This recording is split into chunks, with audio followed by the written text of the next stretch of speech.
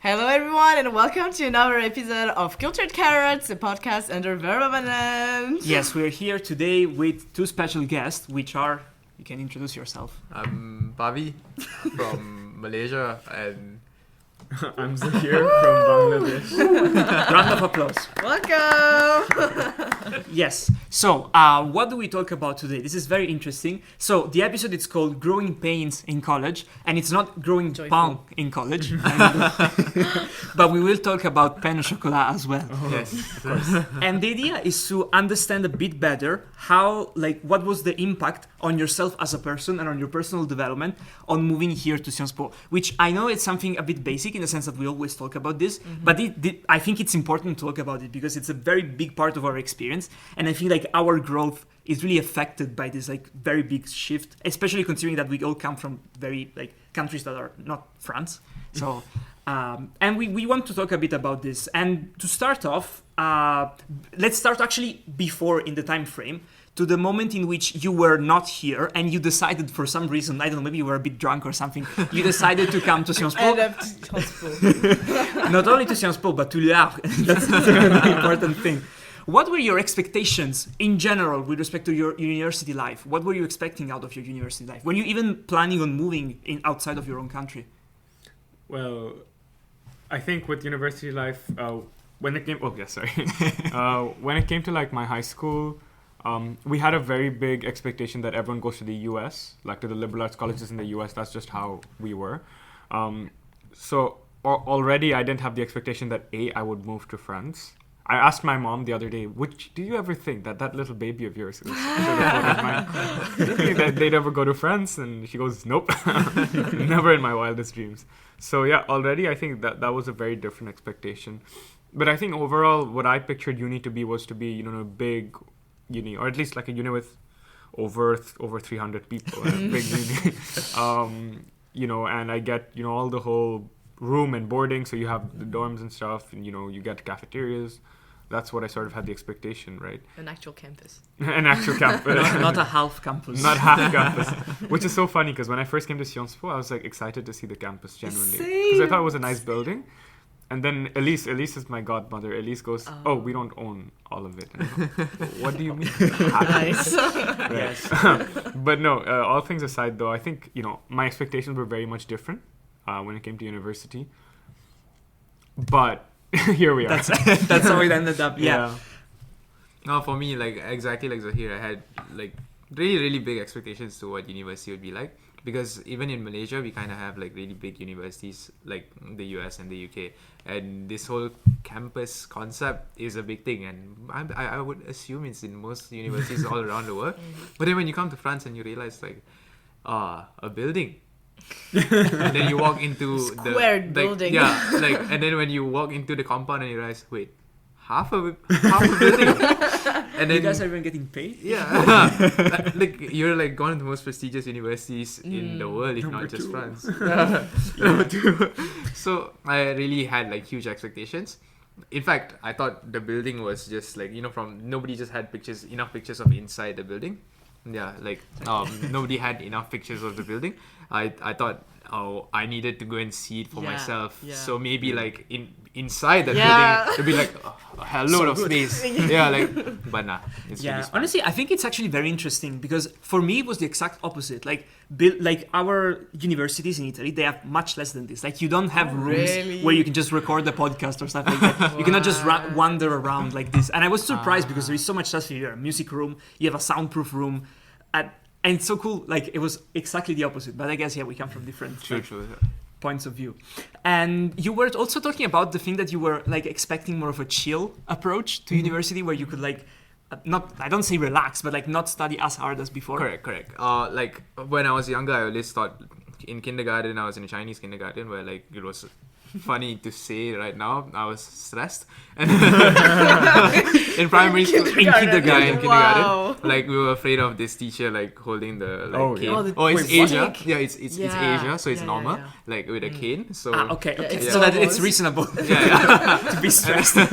Yeah, and then in primary school, hell load of work. I was in a Chinese school as well, and then after that, when I entered high school, there's this pressure as well. So it was all hard work. Then I thought college might be a bit lesser, but like I realized even if it's a bit lesser, I'm gonna work really hard so I can get into a good university. Then chill. But after working really hard and getting into a good university, it's more stress.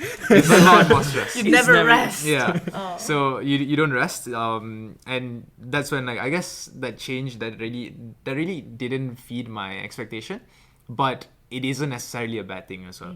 So this isn't stress that is like killing me. It's stress that is like, oh wow, it's not as chill as what I expected. Yeah. But it also isn't as bad as like high school or like anything like as intense as in Asia. Yeah.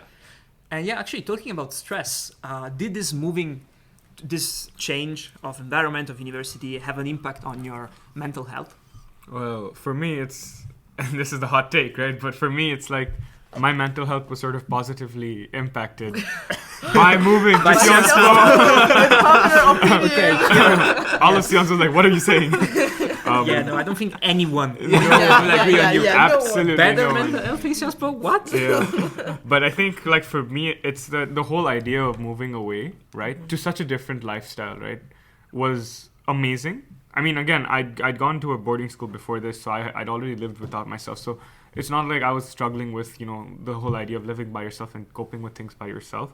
But getting here was like getting all these responsibilities right now. Go to the bank, do your dishes. Sorry, not even do your dishes. That's basic. I mean, cook your own food is a lot. Cook your own food. Right? Do the dishes. That's actually like the mental strength it requires to clean a dish after you've eaten, after you got your reward from that activity. Yeah, that's it's so true. big. But it's actually crazy because doing dishes for me was very calming. Like, for sometimes some when I'm people really that's stressed okay. out with this, I just go, oh, okay. No. My cloak is literally a dishwasher. I think if you hear this, so thank you very much for doing the dishes every day. Yes, thanks to Afik, which is one of our main listeners. Oh, Yeah, thank you. Yeah. Yes. But yeah, so I mean, for me, it's just that having the responsibility is one thing, but being able to know how to use that responsibility is, I think, the best thing. And that's really positively impacted my mental health. So, And yeah, actually, then I was curious.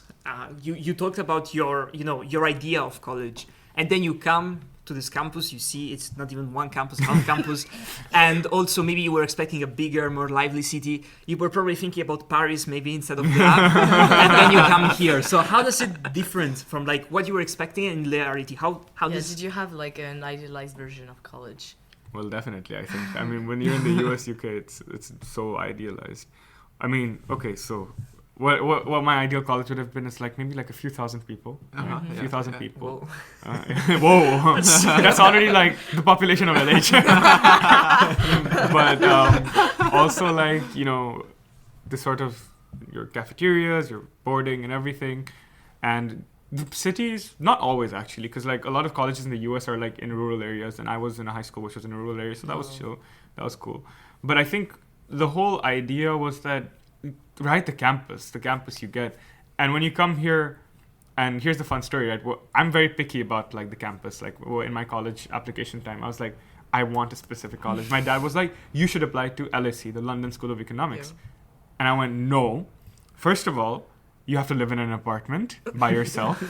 Second of all you do is go to class and then go back to your home. Third of all, it's in a city. Why would I want to do that? And instead you chose Le Havre. And instead I chose Exactly the same. Exactly. The other day I walked into campus and I'm like, wait a minute, I've been doing this thing all along. So yeah. At least you get to still be in Europe. You're Yeah, not at like, least at least I'm in Europe.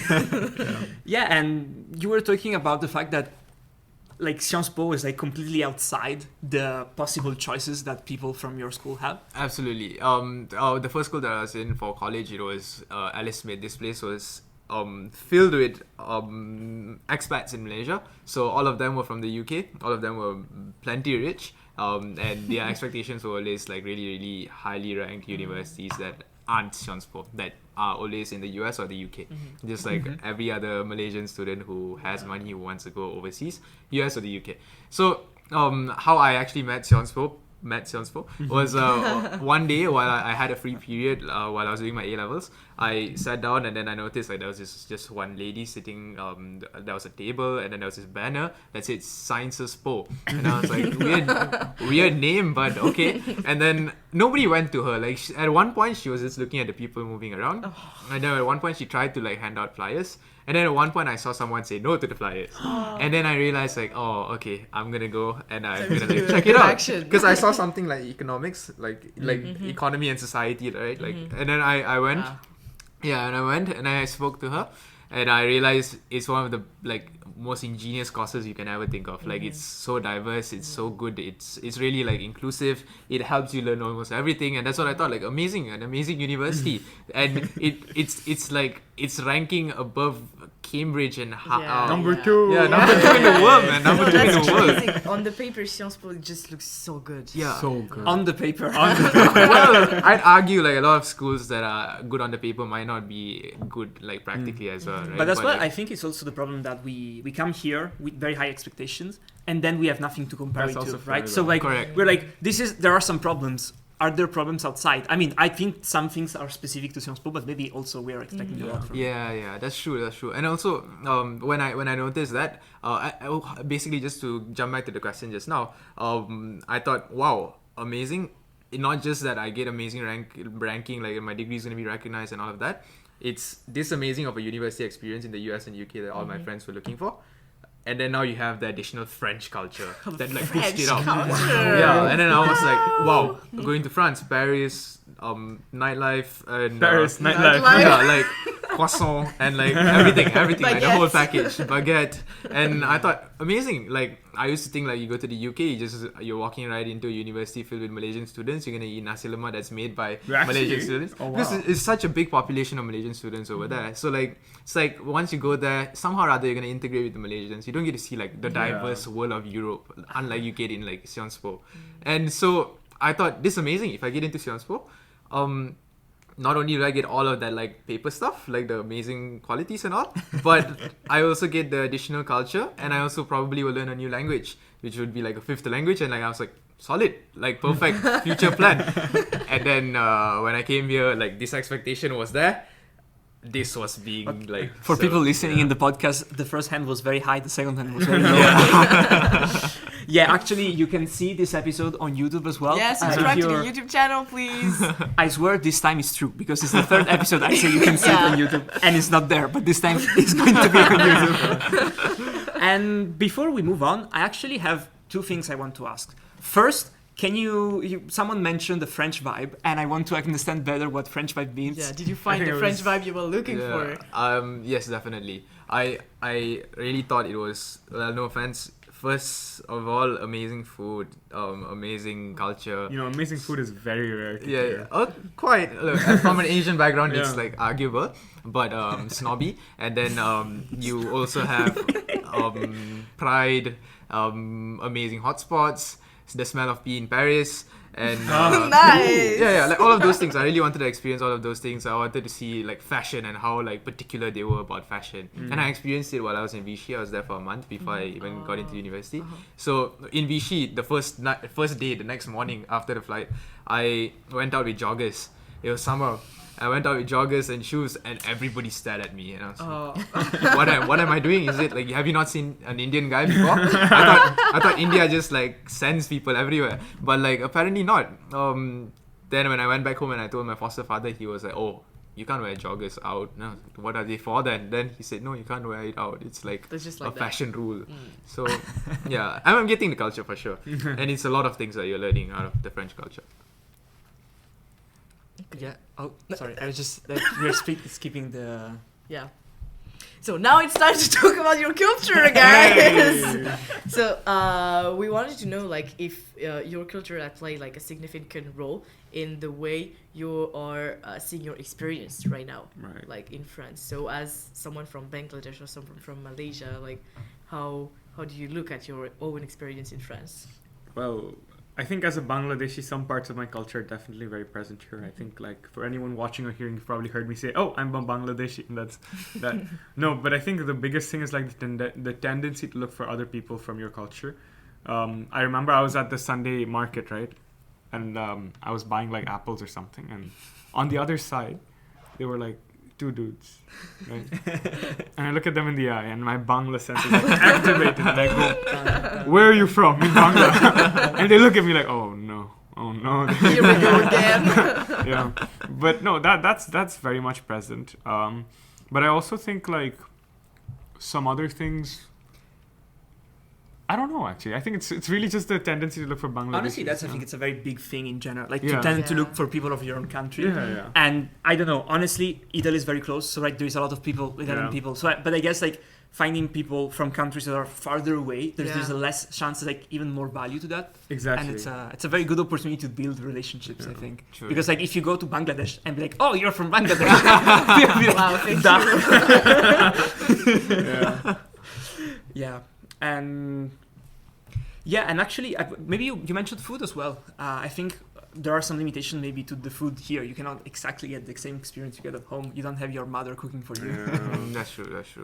Like in my perspective, I think if you're like me, I'm perfectly fine with not eating curry and not eating rice. I'm perfectly fine with it. Like I've eaten it so much at Nice. home that like, I'm cool with it. Like I'm okay. I'm okay with eating bread. I'm done. I'm okay with baguettes. Like it's okay. I can handle that. But like I know a lot of my friends who came from Malaysia as well. They suffer. They really need like curry and rice, and like one of the first things they bought when they moved into their places were rice cookers. So yeah. Basic. No, I miss the curry so much. Yeah. You know, then this summer you should do internship in Calais. Oh, where the only thing you do yeah, is cooking yeah. curries. Actually, Like, yeah. literally. And it's called Refugee Community Kitchen. Refugee Community Kitchen. Ooh. You literally It's cook so cool. every day Curry. curry for 1,000 people. Yeah. Wow. Very okay. big pots. You're there. Oh. Okay. Just like yes, in the together. weddings, in the weddings. Oh yeah. Yes. And then the best thing in the world, you're cooking in a big pot, so the bottom is like you have like burnt rice in the end. It's like Then you can- crunchy. Oh, wow, I'm okay. missing. I'm just going to go back there just for the rice. But about cooking actually, because we were thinking that coming here means maybe seeing responsibility in a whole new different way, because you need to take care of a lot more than when you are in your high school, especially if you live at home with parents. And one big part of that is cooking. And you were talking about before how you learn how to both take care of your own feeding and maybe also of your feeding of your friends, and like making sure that They're they have okay. something good to eat and they're okay in general. Yeah. I mean, Go ahead. okay, you know what? This is actually very good given that I can advertise later on. But Yes, You yes, have yes. 30 seconds. 30 Let's seconds, go. right. No, but for me, cooking for others, like it was a very big thing. In my high school, we used to cook for, each other a lot. So it was very reciprocal. I cook for you, you cook for me. We'd call each other over. And it's the same in Sciences Po. A lot of people have cooked for me. They've been very kind, especially when I have nothing at home. And I've really enjoyed cooking for people when I can. And obviously, because we have the bus and bistro. But What's that? Explain. What's that? What is explain. that? Okay, well, I can explain that. I mean, so every Sunday, my friend Chloe and I, we call 2 people over. So it's like you actually ask us, okay, I want to come to the bus and bistro, and you bring someone with you, and you can ask for anything that you want to have. And we take it, we have a week's notice, so we go get the stuff and we cook it for you. Amazing. So, it's a great way to like bond with each other. But also like for us, it's like to be creative with what we're cooking, because you'd never get to like cook really special stuff all the time. So yeah, that's really fun. Yeah, These and guys actually- go Bus and Bistro. Follow them on Instagram. Don't forget.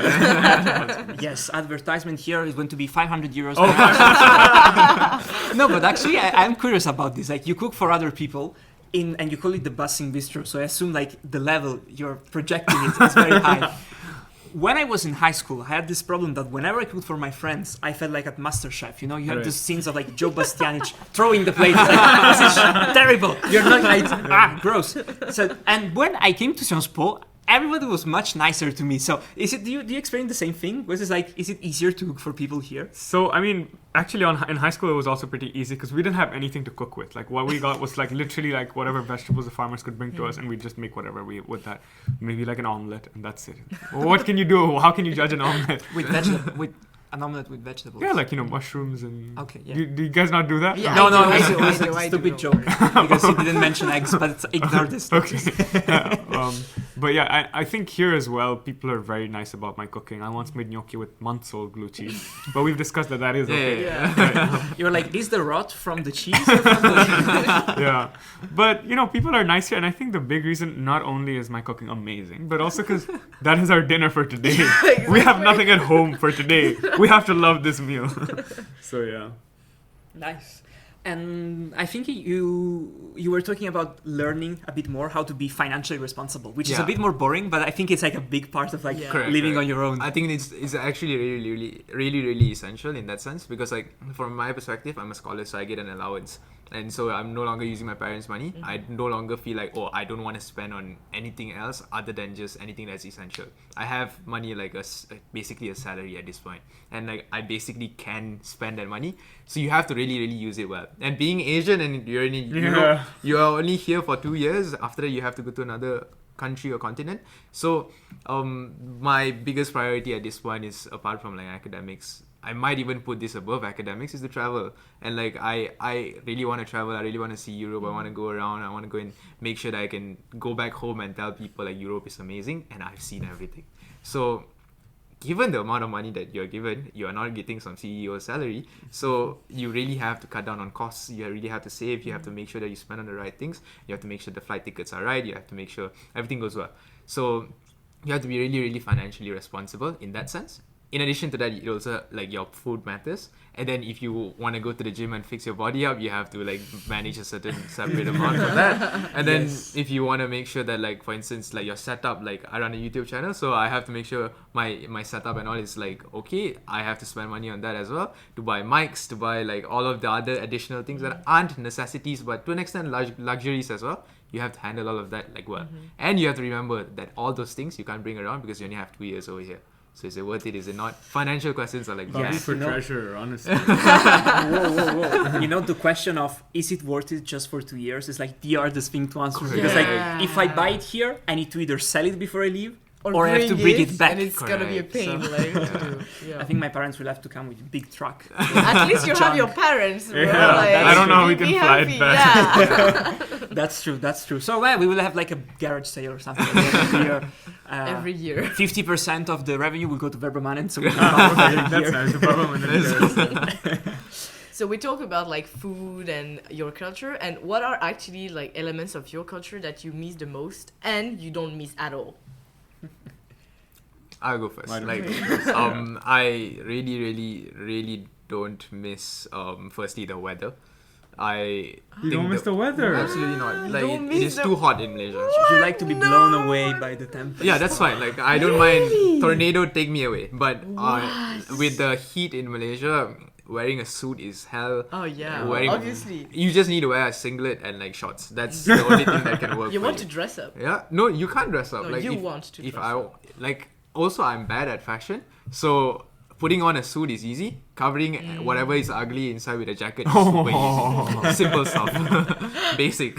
But like in addition to that, of course, I don't necessarily really miss the food unless someone shows me an amazing like picture of like mee goreng, fried noodles.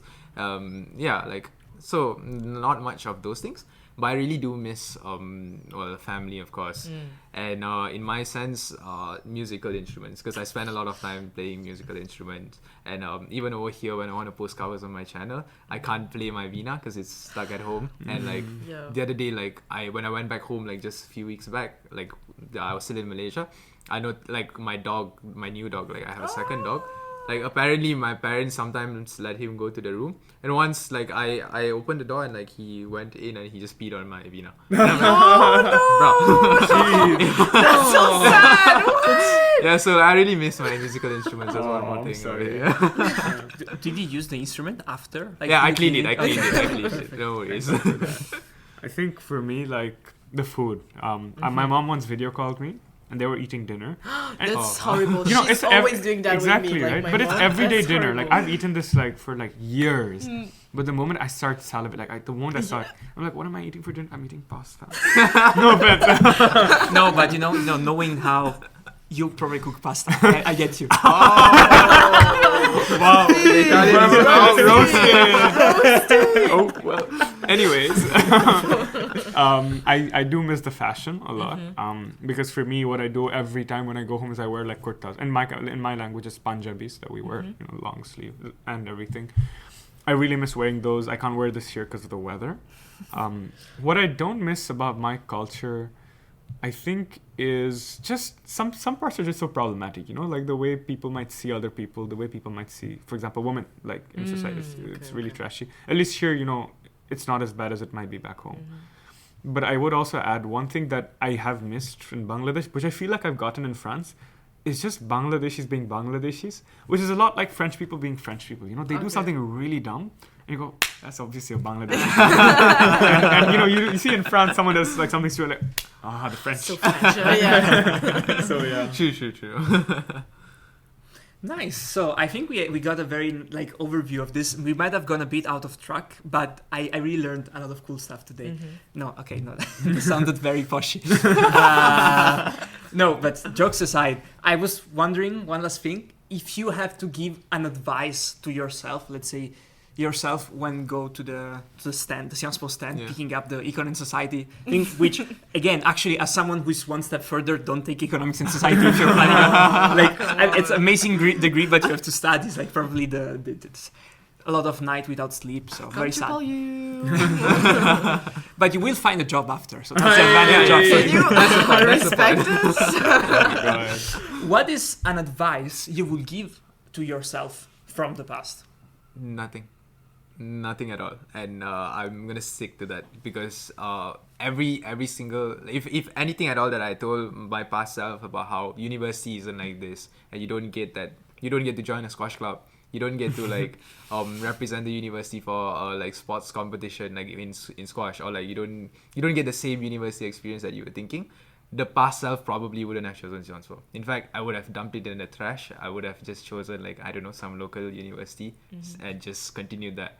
But honestly, being in Sciences Po is amazing. It's something else. It is more than just having the university campus experience, and I really appreciate it. Honestly, my heart is melting right now. Yeah, and it's not just because it's second in the world. It's not just because you have amazing job opportunities and stuff like that. It's the culture, it's the community, it is Sciences Po. It's the Sciences Po. This was a paid advertisement from Mattia Mishra. Thank you very much. Smiling right now. He's smiling at us. Yes, likes this. So I wouldn't tell my past self anything at all. I'll just look at him and just watch him take that. Like a middle finger him. Absolutely. No, I cry and recry again all over again. Yeah. No, I relate with Pavi 100%. I think the whole beauty of this is I wouldn't want to tell myself anything because I know that what I'm doing is learning. Everything that I didn't know, I got to know because I didn't know it. I don't know. It's some inception stuff, yes. right? But the whole fact of being in this place where you don't know anything and having to learn it by yourself, and that reward that you feel in learning it and being able to master it, I think is the most beautiful part of this experience. Like Pavi, I have enjoyed my time in Sciences Po. I mean, it's everything, It's even when they start rioting in LH and you're like, God, this is where I am. Yeah. And I would say this, and I say this about my high school, but I think I would also say it for Sciences Po, at least in my life, is that for the next 2 years of your life, you're at a place and you're going to feel and see things that you're not going to see anywhere else again, right? So I think that's the most beautiful part of the experience for me. That's true. Thank you very much, Okay, guys, so, for this very beautiful poetic end note. It was Pavi and Zaheer with us on Cultured Carrots.